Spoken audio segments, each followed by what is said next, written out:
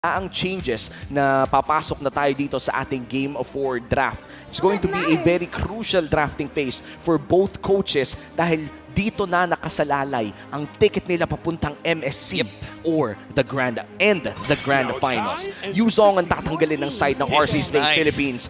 Ayaw na nilang makita ang dragon ni Sanford. Yeah, okay, sumagot si Echo kasi mukhang ang pinupuntahan na ruta ni RSG is yung pag-force ng Kaja and Joy.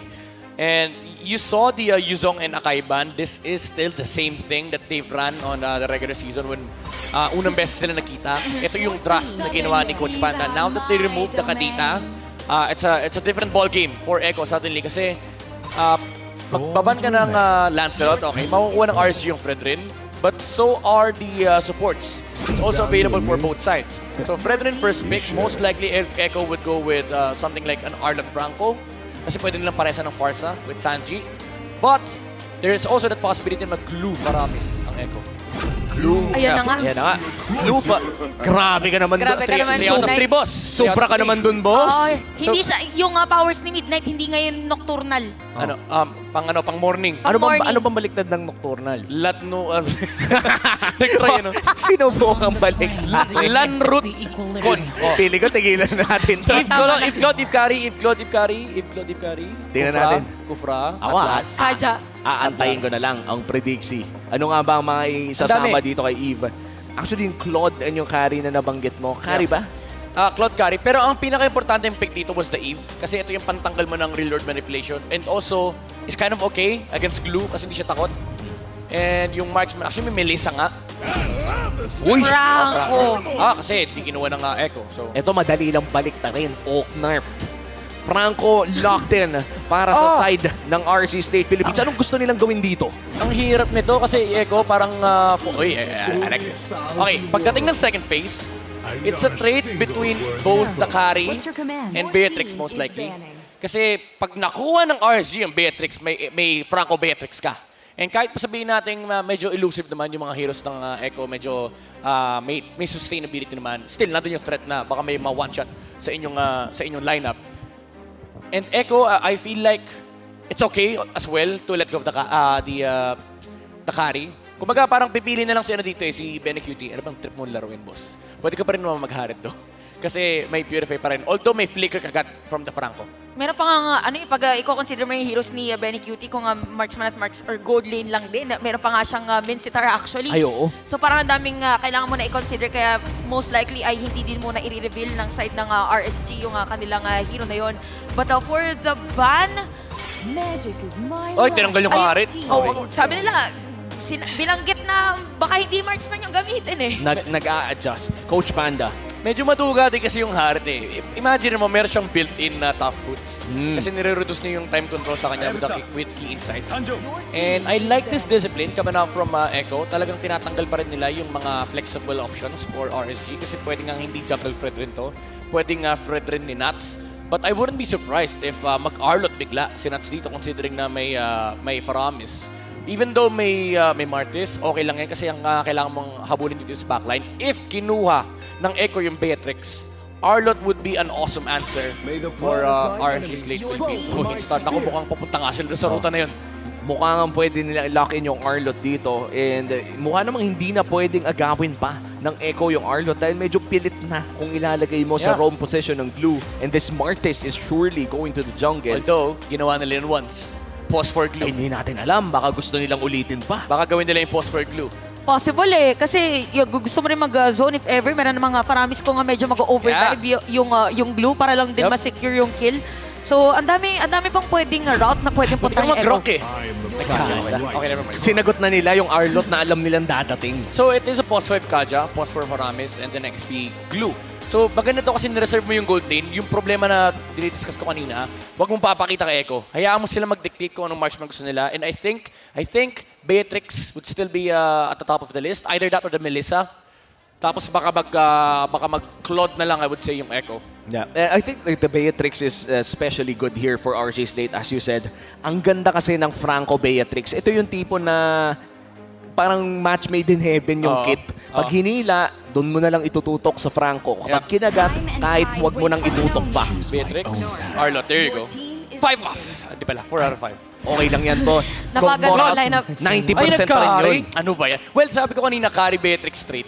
Pero I would have preferred Claude, honestly. Kasi yung carry, naiipit to sa loob ng real world eh. Although, fundamentally speaking, it's a better hero to deal with the Arlot.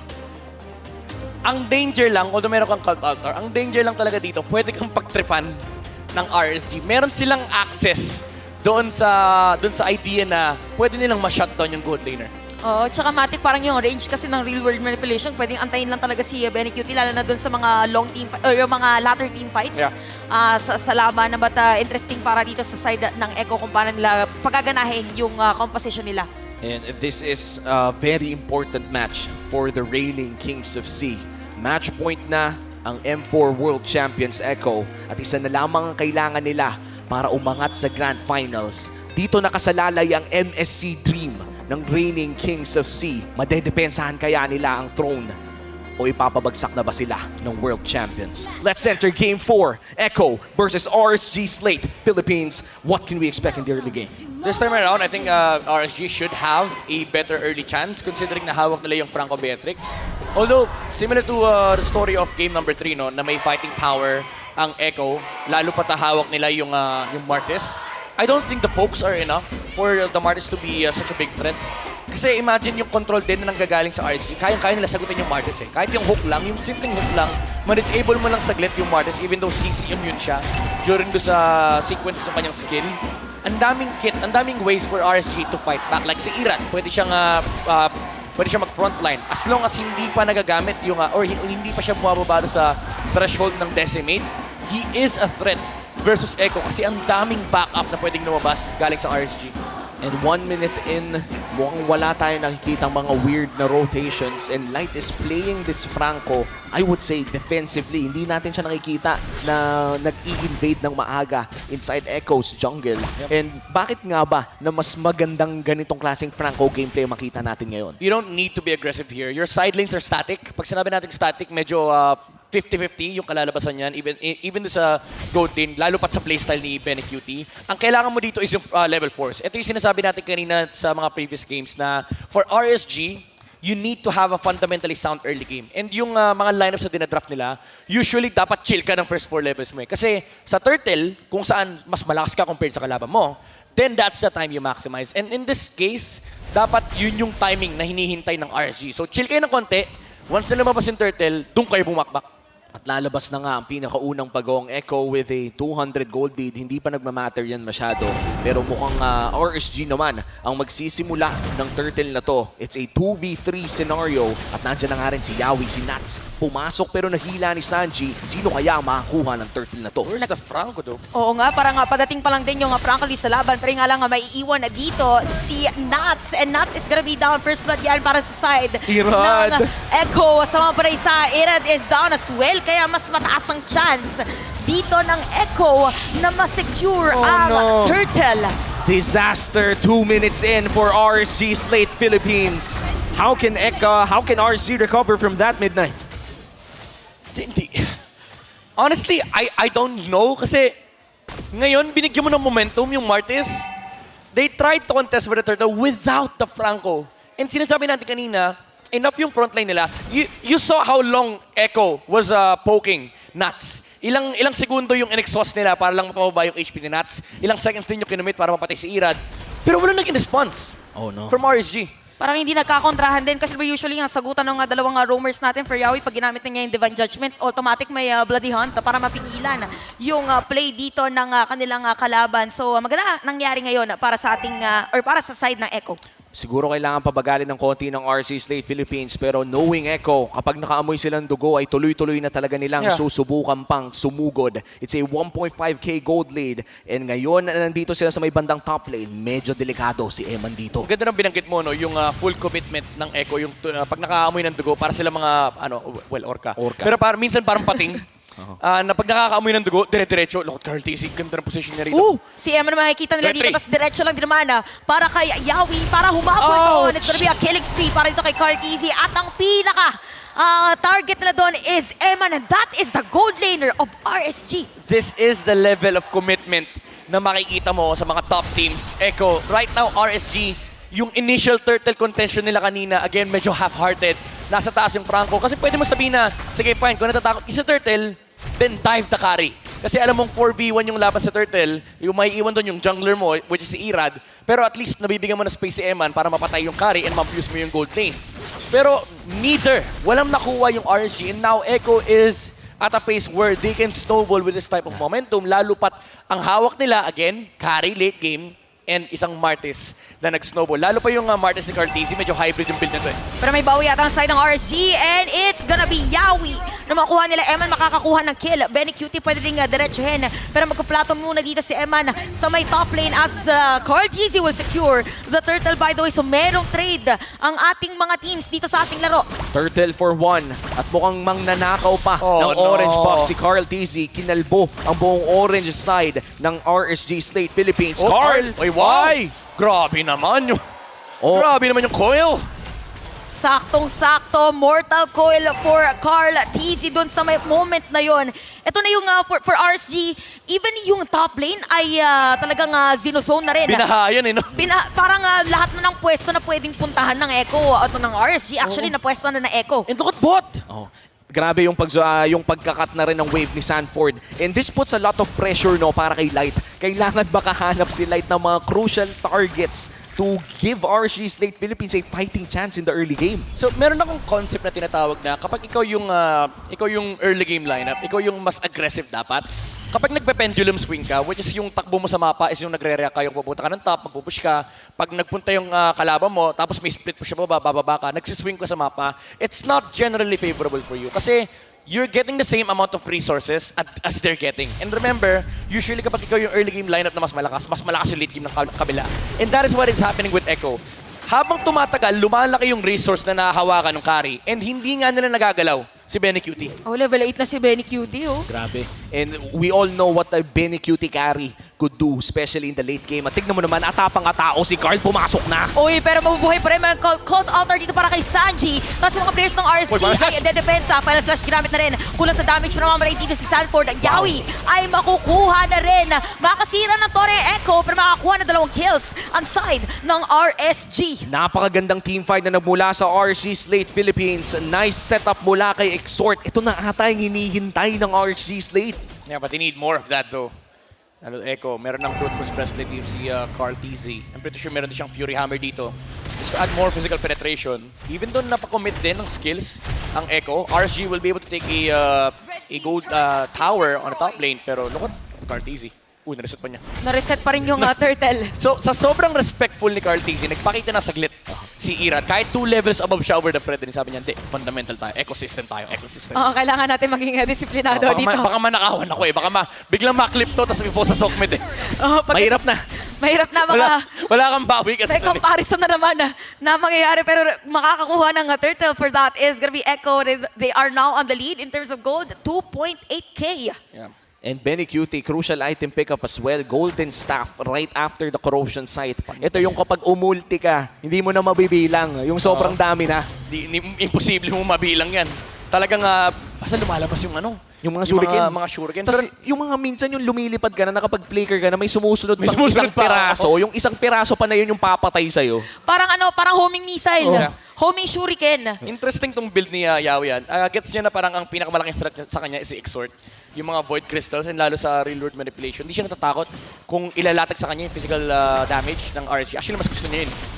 Okay, so may middle lane, may narinig tayong conceal para sa teams. Pero ando pa rin yung disiplina at mechanics na ating pinag-uusapan para sa larong to.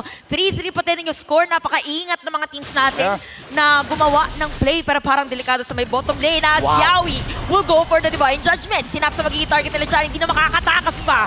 Benny Cutie makakuha na kill. Bawi lang din naman si Light. Dahil meron siyang hook doon na Sanford gumamit na flicker. Napakagandang count outer by the way para dito kay Sanji. Light ay may iwan. Iran as well ay may pilitan na tumakas. Halos wala na buhay doon. Sakto naman. Sanford with a kill. Fourth side of Echo, pero lalaban din naman ng RSG. Tatakas muna sila.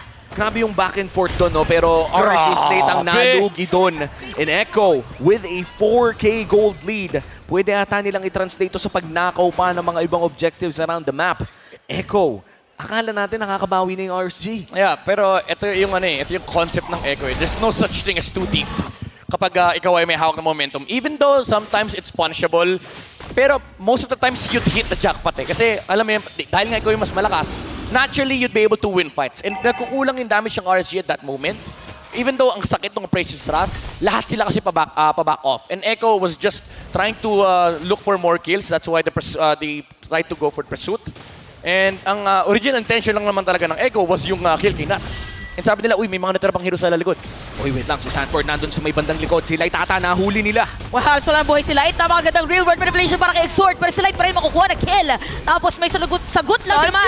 Sanji, konting-konti na yung buhay. Pero sakto ang Cult Altar. Isang patay para sa side ng RSG. Mukhang itutuloy na Echo dito sa may Lord. Pero si Irad and the rest of the players of RSG ay nakapwesto lang din naman. Pwedeng ito ang steal na kanilang inaantay. Final slash, Sanji is the target. Sakto kay Eman. Tapos yung Lord na dito pa rin, hindi pa rin nare-reset. Very cute din sa Spaghetti. Sanford naman ay halos wala na buhay. Pinagbibitawan ng mga buhay. Pero din naman mga shuriken. Irad with that Lord steal. Tapos si Benny Cutie ang target nila. And it's gonna be a triple kill para sa MSC MVP. Eman, flicker out para dito kay Yawi. Kung disaster yung nangyari para sa RC Slate kanina dun sa Turtle, disaster naman to para sa Echo. Nabawasan sila ng 3 at yung Lord ay nakuha pa ng Kings of Z. This time around, I think Benny Cutie waited too long. And alam ng RSG that moment, guys, walang second round yung Cult Altar ni Sanji. Patayin natin siya kagad para mag-response siya sa base.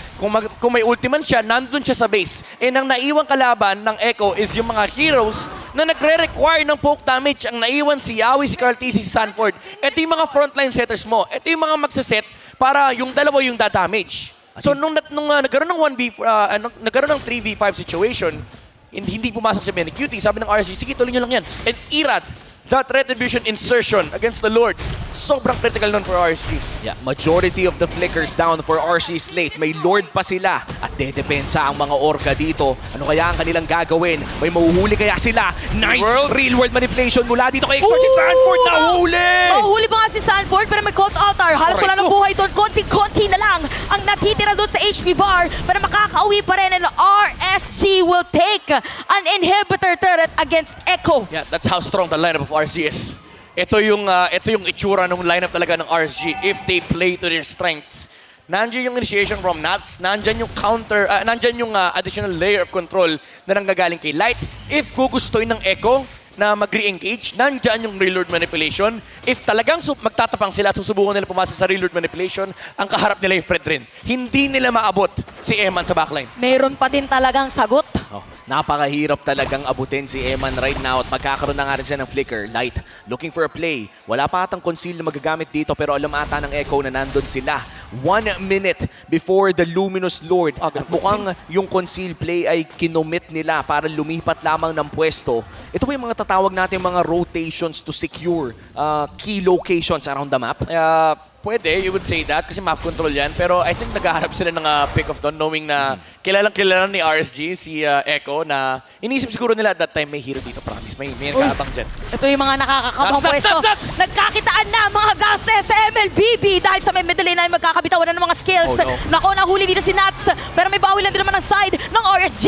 Yawi mawala immortality. Tapos yung side ng RSG ay papasok pa rin against the mga Orcas. Flicker out para kay Sanji. Exort with those rage. Titingnan pa nga. Sanji ang target niya doon. And Benny Cutie is down as well. Sanford mapipilitan na umalis.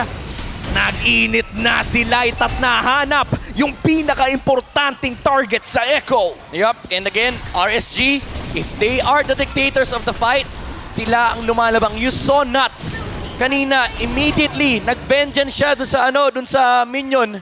And hinawi niya yung mga nasa bush. Sabi niya, lumabas kayo dyan! Lumabas naman sila. Lumabas sila.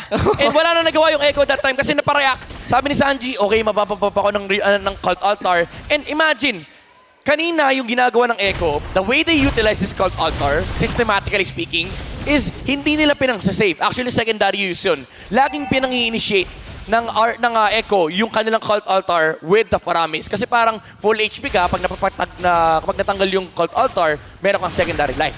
Pero RSG, if you always do that, and pursado si Sanji na gamitin yung Cult Altar not to engage, suddenly you remove the engaging capability of Echo.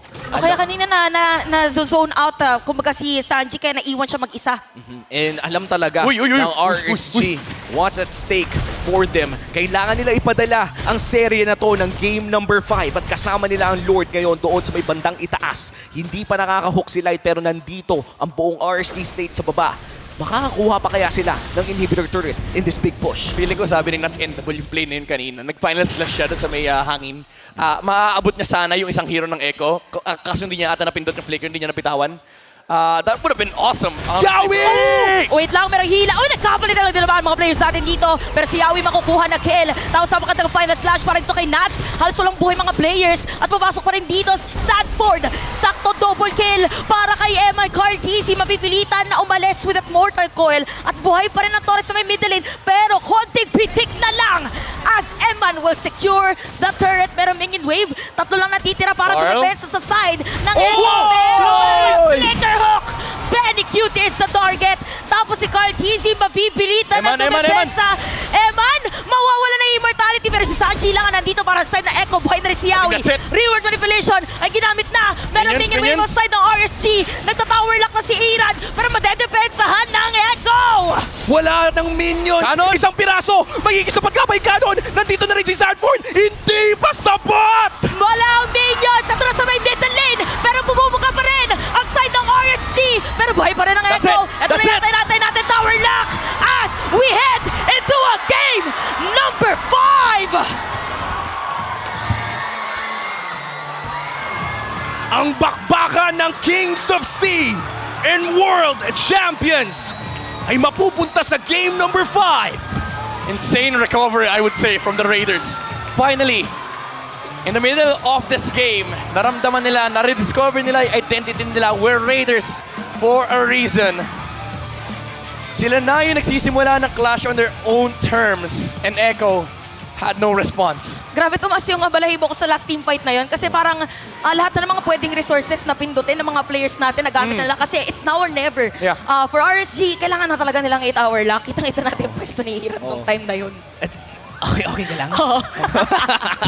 Medyo naging mainit na nga ang ating venue, labanan, lahat na. Dahil nga nakikita natin yung effort ng both players natin dito. Yeah. Ayaw talaga nilang bitawan yung grand finals na yun or yung MSC slot pa nga. And let's go back, Season 10. Season 10, 5 games din yung lower bracket finals natin. Yeah. At laking tulong nun para sa upper bracket finalists natin na sila nakapahinga pa. But this is still, hindi pa yun importante ngayon eh. Ang importante para sa ang importante para sa Echo at RC State is securing that MSC ticket. And what a way to enter this series. Game 5, Yeah. wow. Crucial actually yung reset ng RSG dito. Interested ako marinig yung communications, yung mic check nila if ever marinig man natin yon. Kasi bigla nag-switch eh. Bigla nagkaroon ng switch na parang, guys, tantanan nyo yung kakaback, tantanan nyo yung kakareact sa Echo. Hindi pwedeng nauuna lagi si Yawi. Kasi for the longest time, si Yawi at si Sanji yung nag-dictate nung terms. Pero doon sa initial Lord fight, sabi ng RSG, tapangan natin. At tinapangan talaga nila in RSG Slate Philippines right now. Hinahawakan pa rin nila ang pangarap para depensahan ang kanilang MSC title. Punta tayo sa ating analyst na si Renmar para i-dissect kung ano ang nangyari sa Game 4 victory ng RSG Slate. Renmar, ikaw na muna.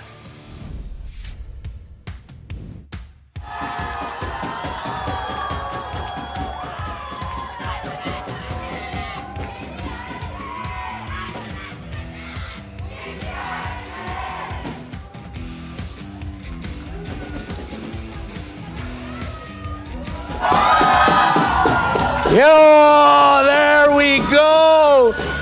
Game 5. Once again. Once again. There we go. Echo and RSG will go to 5 games. 5 forever for these two. And really thought because of the hot start that Echo found, the early game first turtle double kill for Carl Teasy. Starting it off with a 3-0 by taking down Eman eventually in the top lane. It really looked like it was Echo's time. It was Echo's game. Pero yung classic statement ng never underestimate the heart of a champion, pinakita ng RSG Slate Philippines what they did there was, for our international viewers, we taught you this in English, in the English broadcast, pagalingan ng pindutan. It was just RSG Slate finding the right opportunities, saving the skills, and maximizing the right skills at exactly the right time. We have to talk about, again, yung crucial start ng Echo. Why RSG had to claw this back is because of the early double kills onto a Martis. And Martis is one of the things we have to focus on here because dahil nga sa lead na nahanap ng Echo and RSG clawing from behind, nang iba yung team fight approach ng RSG. Isa sa mga rason kung bakit, other than the crowd control immunity na meron ng isang Martis, is kailangan mo talaga i-factor in yung ultimate niya. Kung saan makaka-chain ultimate, mag-change siya ng ultimates, kill after kill, you don't want to give that to a Martis. That's why nakita natin, nag-iiba yung approach ng mga teams na kalaban ang Martis. They have to play smarter and they have to play sharper and watch out for their health, conserve key abilities, especially dashes and flickers at the right time para hindi sila malagay sa pwesto kung saan makaka-chain ng ultimate ang isang Martis. And that came in big, especially in that first Lord fight kung saan naikot ng RSG yung laban. It was mentioned earlier by our analysts as well on both broadcasts that one of the reasons why you pick that Eve up against that Martis is so that if ever you can use it to cancel out or force out the ultimate of the Faramis, the Cult Altar early, using a real-world manipulation. And that's exactly what happened in Turtle number 1. Nung nagsasayaw at naglalaban yung dalawang teams around that first Lord, we saw that Sanji had to use the Cult Altar to keep Echo alive. And without the Cult Altar, of course, Sanji would be put into a difficult position wherein magsha-shadow stampede siya into many members of RSG without his crucial ultimate.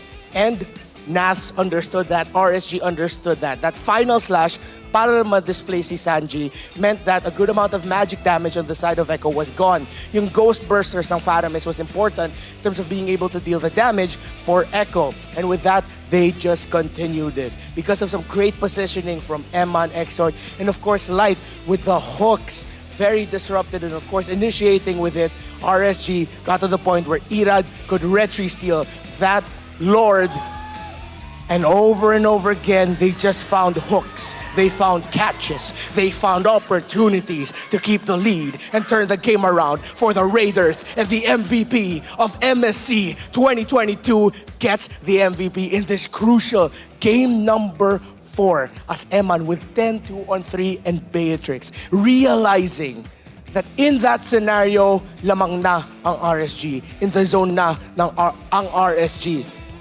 Eman just needed to stay alive. He just needed to watch his positioning, free hit. Because if you can sidestep that glue, kung hindi ka mahuli ng glue ni Sanford, then that is all you need. All the space you need to be able to free hit. A well-deserved MVP here for Eman. And again, what RSG did here was nothing short of just them showing off kung bakit sila naging champion nung MSC 2022. The calculated uses of each skill, maximizing the dashes, the pick-offs na makukuha ni Light. Early on, that's how they kept this game relatively closer, even though Echo were going. But as Echo were going, they'd keep walking into hooks, they'd keep walking into the Nibiru's Passion Ultimate ng Beatrix, even though ang ganda ng umpisa ng Echo, RSG showed Echo na kaya pa nila lumaban, na makaka-counter engage sila. And again, these two teams, the entire series, actually, yung storya ng buong rivalry nila dito sa playoffs, it just boils down to if it's a draft where both teams mukhang kaya naman nilang dalawa, walang clear, obvious winner sa drafting, pagalingan na lang ng pindutan. The timings, the positioning, ito yung sinasabi natin talaga ng lakas ng Pinas. What other regions struggle to show and what the Philippines has showed time and time again in the international stage is getting showcased in our lower bracket finals. That hook by Light naramdaman ata yun ng buong mundo. From Jakarta all the way to Rio de Janeiro and all the way to the North American region of NACT.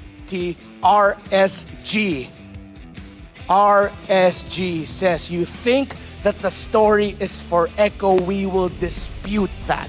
We are the reigning kings of C. You are the reigning world champs. Gagawin namin ang lahat to force a game number 5, and they do. So,